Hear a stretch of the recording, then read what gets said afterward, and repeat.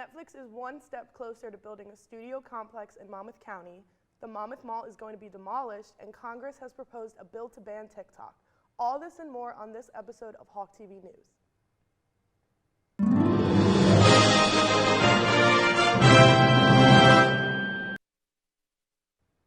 Welcome back to Hawk TV News. We hope everyone had a great spring break. I'm Gabrielle Nadrich. And I'm Luca Morello. Netflix plans to build a $903 million studio complex at Fort Monmouth. The production is one step closer to being built as plans were approved recently by the local board. The complex would consist of 12 sound stages across 500,000 square feet and will be located near Route 25 in Eatontown and Oceanport in Monmouth County. The U.S. Army base closed in 2011. The Fort Monmouth Economic Revitalization Authority staff needs to review site plans before proposals are given to the planning boards in Eatontown and Oceanport. The project was approved by Governor Phil Murphy in December of 2022. During a meeting with Ted Sandoros, the co-CEO of Netflix, Murphy states how the new studios will help New Jersey become the Hollywood of the East Coast. Local residents were included in a 45-day comment period, which allowed them to express any concerns and make suggestions. During a recent meeting, Oceanport Mayor John Coffey asked for the details regarding the project's timeline and how development will take place. However, this information is still to be released to the public. Next, we're going to hand things off to Bryn, who will be sharing 3 tips to creating a happier morning routine. Hey everybody, my name is Bryn, and today I'll be sharing 3 tips to help you create a happier morning routine. So my first tip is to plan for your morning the night before, and just going through what you have to do for the next day and preparing ahead of time makes for a more peaceful morning. A few examples of this could be planning your breakfast the night before, packing your bag, or laying out your clothes to save some time in the morning. My next tip is easier said than done, so don't be mad at me if you're not a morning person, but when you get up earlier and give yourself enough time to get ready, it can really set the tone for the rest of your day. Even just giving yourself 10 extra minutes can allow you to mentally and physically show up better and have a more peaceful day. And finally, my day always gets off to a good start when I practice a little bit of mindfulness. And this doesn't need to add any time onto your morning, but when I'm getting ready, I like to throw on a podcast. I like listening to gratitude podcasts, which just help me get into a more positive mindset for the day. A good morning routine can really help set the tone for the rest of your day, so I hope these tips help create a happier morning routine and day for you. Thanks for watching, and back to you guys. Thanks, Bryn. The Monmouth Mall, a long-standing hotspot for Monmouth County residents, is soon to be revamped into the Monmouth Square.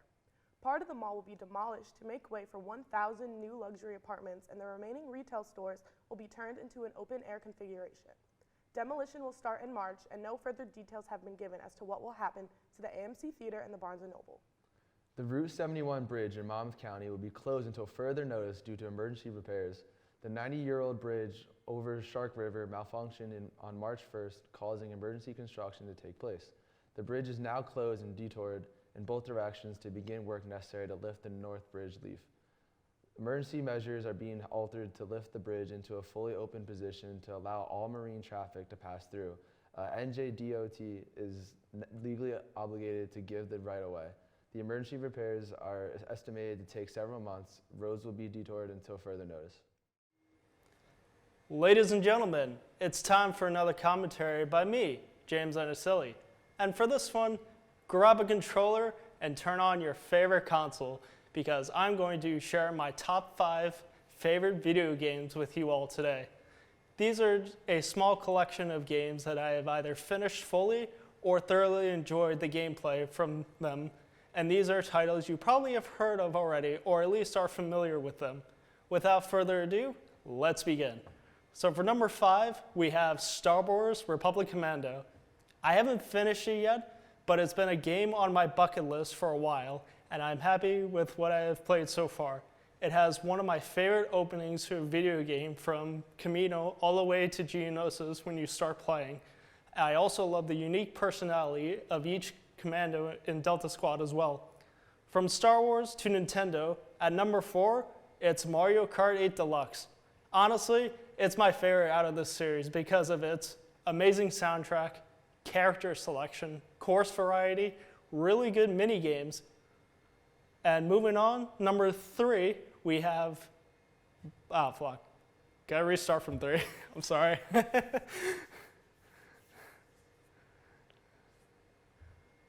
Okay. Moving on, number 3 screams nothing like fear than Doom 2016. Unfortunately, I have not finished this one yet as well, but for what I've played, it's amazing. The graphics are beautiful, the gameplay is both intense and brutal, and Mick Gordon's soundtrack is a thing of art. I listen to it constantly. At number 2, it's another pick from a series in Batman Arkham City. Who cannot love the Cape Crusader, especially in the trilogy produced by Rocksteady Games? I picked Arkham City mainly because of its story sticking out to me the most, and I love that the stakes are constantly being raised as you play throughout the course of the game. Also, Kevin Conroy and Mark Hamill are a joy as always. And finally, for number 1, is of course none other than Marvel's Spider-Man on the PS4. Oh my goodness, where do I begin? For starters, the gameplay is clean. One of my favorite aspects is just swinging through the city. The story feels fresh and nothing repetitive, and it's easily my favorite Spider-Man. It's just that perfect blend of both the comics and the movies. Also, I adore the suit as well, as you can see right here. If I had to pick my favorite relationship in the game, it would be between Peter and Otto, or Doc Ock for sure. No questions asked. So to conclude, these are some of my favorite games that I've played or are currently playing now, and if you're a fan of gaming, I highly recommend checking out some of these picks, which I have mentioned. That'll be it for this week's commentary, and I will send it back over to the studio. Take care, guys. Bye. Congress proposed a bill to ban the popular social media app TikTok due to a security concern for the citizens of the United States. The app is owned by a Chinese company, ByteDance. On March 13th, the House of Representatives passed the bill with a vote of 352 to 65. The bill will now go to Senate where they will vote on the bill. Although what will happen remains unclear, President Joe Biden stated that if the bill gets passed, he will sign it and it will go into law within the next 6 months if the current owner of TikTok does not sell it to an American company. New Jersey Transit's proposal to implement a significant fare hike has sparked widespread concern among commuters. The agency, facing a substantial budget deficit, is considering raising fares by 15% for buses and trains by July 1st, 2025. This move aims to address a $119 million shortfall by reduced ridership during the COVID-19 pandemic. Not only are public transportation costs set to rise, but commuters will also face a $15 toll to enter Manhattan south of 60th Street. With public hearings scheduled to discuss the situation were scheduled from March 4th to the 8th, commuters are anxious about the potential impact of higher fares on their daily travels. Commuters across New Jersey are preparing for potential financial strain. Many residents, public transportation is not just convenient for them, but it's a necessity. With the already high cost of living in the state, increased transit fares could present significant challenges, especially for those with lower incomes. Hello everyone, and welcome back to another episode of Let's Talk Films. With the 2024 Oscars coming to an end, a lot of notable movies such as Oppenheimer and The Holdovers won their respective Oscars and were able to present themselves and their creativity. So, when a film titled The Zone of Interest won Best International Feature as well as Best Sound, I had to find out what made it so special, and this film did not disappoint. Today, I will be reviewing and discussing The Zone of Interest and why you should take the time to see this movie. The Zone of Interest is a 2023 A24 film written and directed by Jonathan Glazer. The film centers around Rudolf Höss, Commandant of Auschwitz, and his family who live right next door to the concentration camp. The Zone of Interest is a horrifying film, not because of its direct portrayal of the Holocaust, but because of its indirect portrayal. What's different about this film, and from what I believe is what makes The Zone of Interest a more powerful and interesting Holocaust film, is its indirect capture of the horrors of the Holocaust. The film never shows you what is happening over the fence, but rather it makes you listen in to the sounds of gunshots and screams that present themselves as a typical everyday noise to the Höss family. The sounds are a prime example of how much dehumanization and ignorance has taken towards the death and destruction of the Jewish population. The cinematography of The Zone of Interest is remarkable and another strong factor in this film's storytelling. In my opinion, showing no direct scenes of what is happening at the camp is what makes this film more horrifying, because it makes the viewer have to imagine the crimes and deaths. The juxtaposition between the Höss family and the camp next door is key to note. The Zone of Interest is trying to deliver a theme about ignorance and dehumanization. Jonathan Glazer said that this film shows where dehumanization leads at its worst. The Huss family is ignorant about the crimes happening next door, with Hedwig Huss, Rudolph's wife, even creating a beautiful garden to distract herself and her children, calling it her own Garden of Eden. The Zone of Interest is also about Rudolf Huss's own endeavor to excel in his work.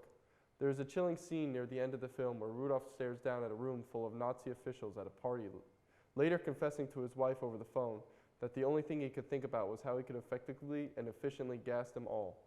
Rudolph is not a man who is caught up in the favor of anti-Semitism and Nazi ideologies, but rather is someone who is only preoccupied with his work, wanting to impress his superiors.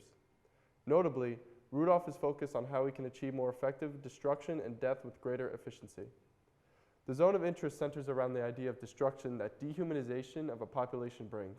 It also shows the destruction that comes with such ignorance of crimes as well. This film has proved both of its Oscar wins, and I strongly recommend watching The Zone of Interest for its overall message about dehumanization and ignorance. As of now, The Zone of Interest is available to rent on Apple TV. I thank you so much for watching my review of the film. My name is Ian Epstein, and I will see you all next time.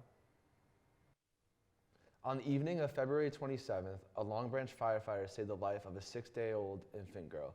41-year-old firefighter David Phillips heard a frantic banging and screaming from the firehouse doors at 10:40 p.m. Phillips and several other firefighters went to check on the issue when they found a man and wife along with their younger daughter.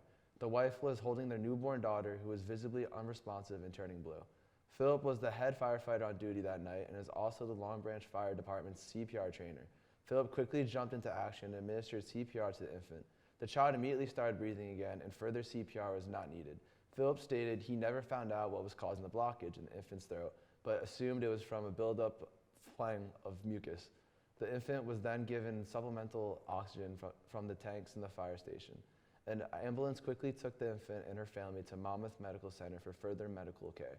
The family returned to the fire station on March 10th to have a reunion of Phillips and the infant. The reunion was emotional for all parties, and the infant is doing well. Governor Murphy has granted 18 New Jersey beach towns a total of $100 million to improve their boardwalks. Asbury Park, along with Atlantic City, received the highest grants, getting $20 million each. According to Asbury Park officials, most of the money will go towards renovating the iconic convention hall, while the remaining money will go towards maintaining the boardwalk. The money comes from the Boardwalk Preservation Fund, which uses federal dollars that have been issued to New Jersey from the American Rescue Plan. The purpose of the Preservation Fund is to ensure the state's greatest tourist destinations stay in good shape. The fund must be used by the end of 2026. Now here's Desani with an update on Monmouth sports. As we return to campus from spring break, both the men and women's basketball teams are back from their trip from Washington, D.C. The CAA tournament took place from March 9th to 12th. This win pushed them ahead, earning them a spot in the quarterfinals.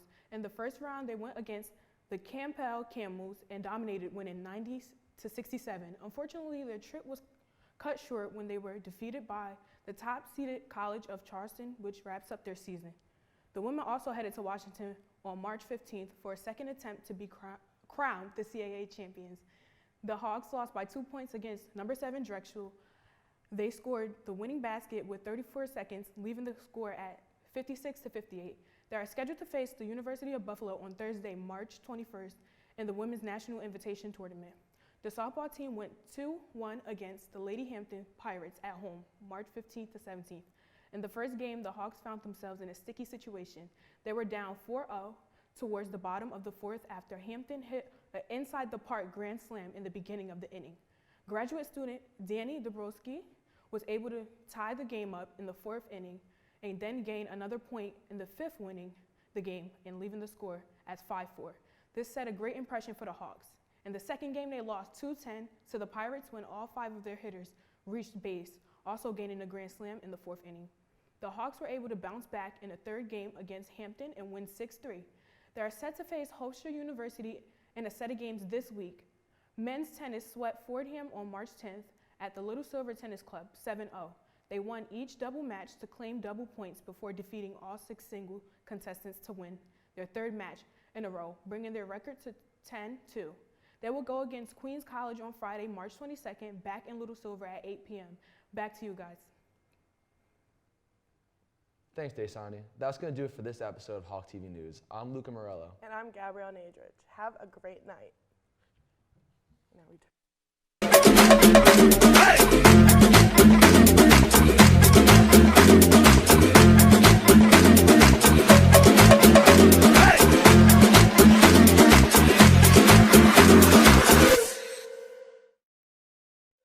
Fireball.